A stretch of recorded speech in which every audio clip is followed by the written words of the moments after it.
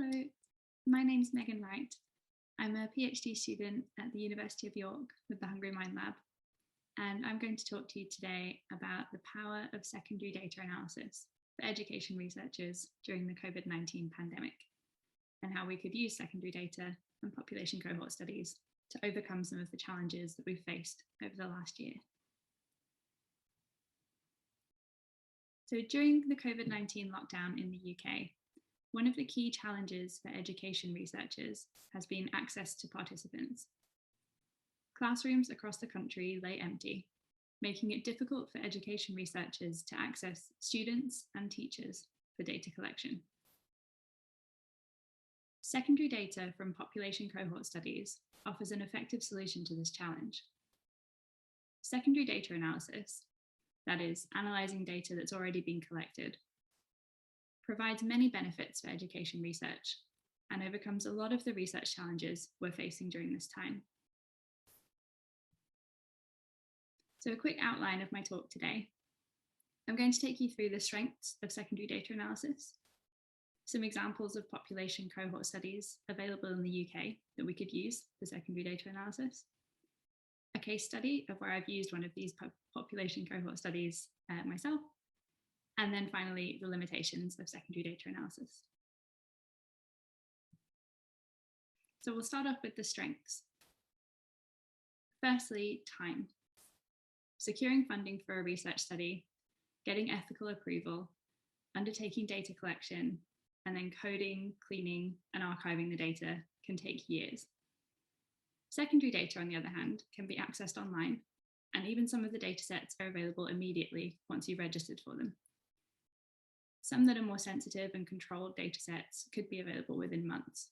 So it's a very time-saving way of doing research.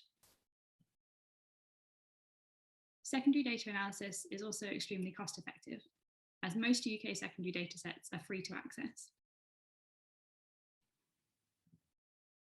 Thirdly, the data itself is a big advantage. Secondary data sets provide more data than any single researcher could collect. For example, some of the data sets have over 20,000 participants and span across decades. These large samples are representative of the wider population, so research from them is highly generalizable. And cross-cohort collaborations are possible, where researchers can combine secondary data from more than one data set, further increasing the scientific power. Variables in these data sets are broadly assessed using validated measures, which enables well-powered studies of high scientific rigor and validity.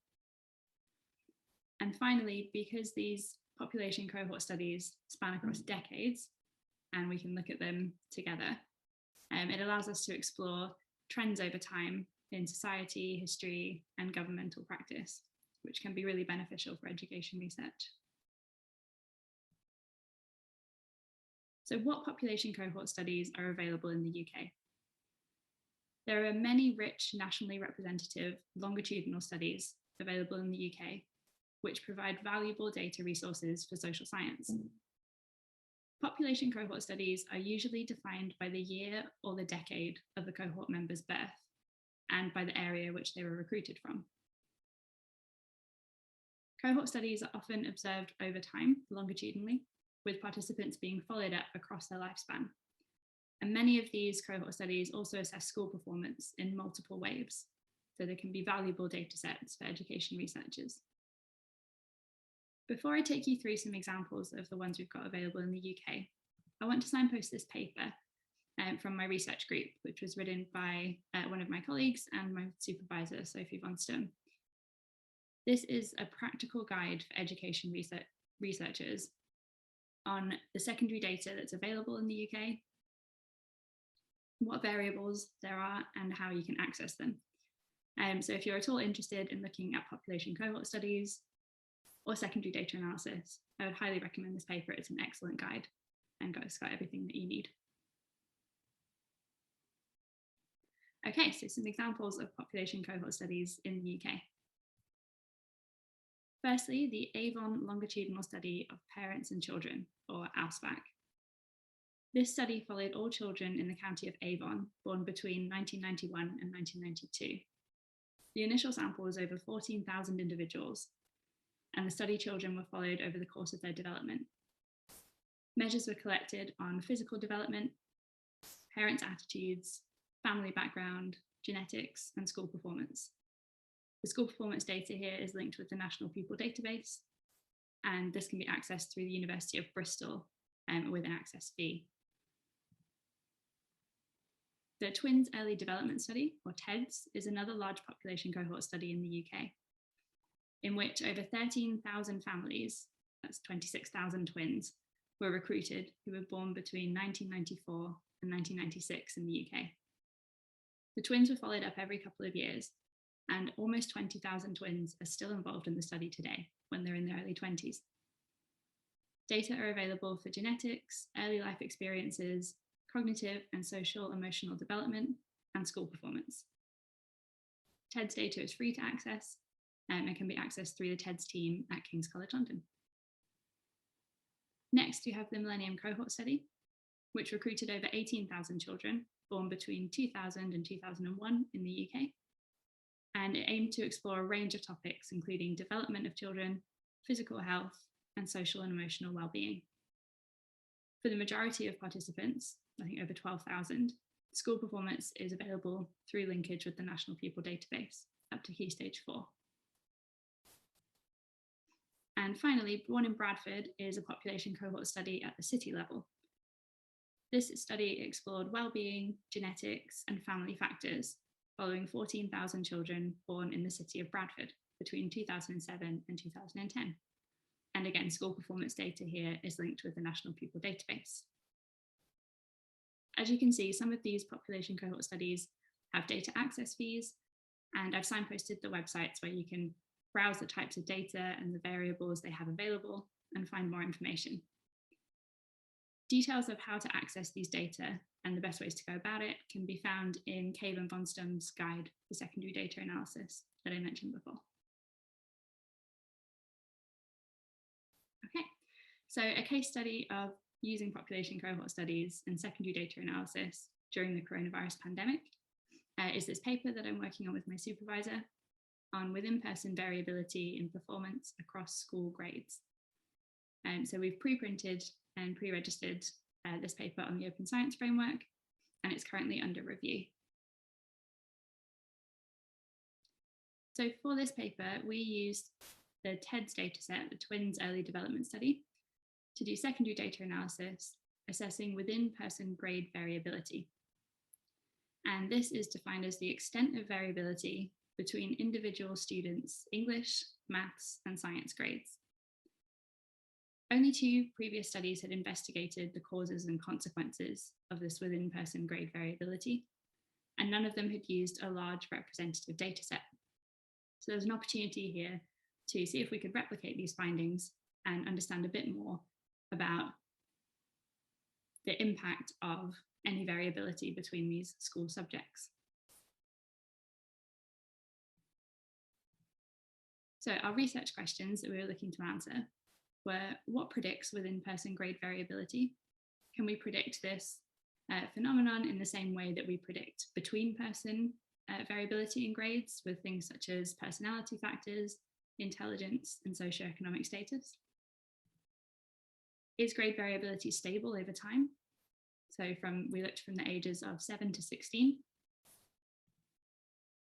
And finally, is grade variability at age 16 predictive of later life outcomes? In this case, our later life outcomes were university attendance and degree attainment. So I'll quickly take you through our findings. So we found that within-person variability was largely unstable across time. As you can see here from the distribution of our measure of variability, pretty unstable over time up to age 16. We also found that at age 16, within-person variability was not predicted by any of those factors that predict between-person variability, personality, IQ, or socioeconomic status.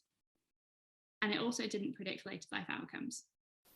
So we concluded that while the 2 previous studies had thought that within-person variability was impactful on later life outcomes and educational outcomes of students, Actually, we didn't find that, and we found that it was potentially not a meaningful psychological construct. But the main thing I wanted to talk to you about this study was the benefits of using secondary data. So because we used the large data set of the twins early development study, we were able to run our analyses on 6,000 individuals, which we never would have been able to do in normal times, let alone during the coronavirus pandemic. We could also compare school performance across 9 years. As I said, we looked from age 7 to 16, and we could access this longitudinal data and see if we can replicate previous studies that had been cross-sectional in a longitudinal data set. Finally, a big benefit was access to data. So as I mentioned, in the last year, it's been difficult to access participants. We had access to this big representative data set, and access was free through TEDs and relatively quick. So we had the data within a couple of months. All right, and then finally, there are some limitations to secondary data analysis. The biggest one is that as a researcher, you have no control over the population that's sampled or the measures that are collected. So as I mentioned before, generally the data sets are large and representative of the wider population, and the measures are all validated. But if you wanted to look at a specific population or use specific measures, that might not be captured. So it's always best to check on the websites. They have a list of all the variables available and details about the population.